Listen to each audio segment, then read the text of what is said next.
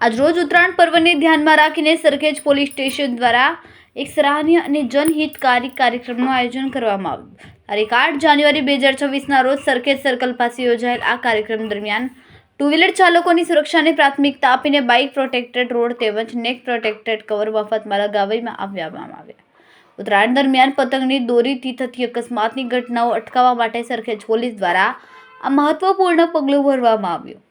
કાર્યક્રમમાં સરખેજ પોલીસ સ્ટેશનના પીઆઈ શ્રી એસ.એ. ગોહિલ સાહેબ, પીએસઆઈ શ્રી એ.આઈ. બોડિયા સાહેબ, પીએસઆઈ શ્રી એચ.કે. રબારી સાહેબ સહિત સરખેજ પોલીસ સ્ટેશનના તમામ જવાનો ઉપસ્થિત રહ્યા.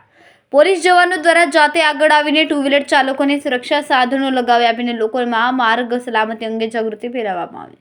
સ્થાનિક નાગરિકોએ પણ સરખેજ પોલીસના પ્રયાસને વખાણ્યો હતો અને આ પ્રકારની કામગીરી બદલ આભાર વ્યક્ત કર્યો. સરખેજ પોલીસ સ્ટેશનની આ પહેલ ઉત્તરાયણ દરમિયાન અકસ્માત ઘટાડવામાં મહત્વપૂર્ણ સાબિત થશે.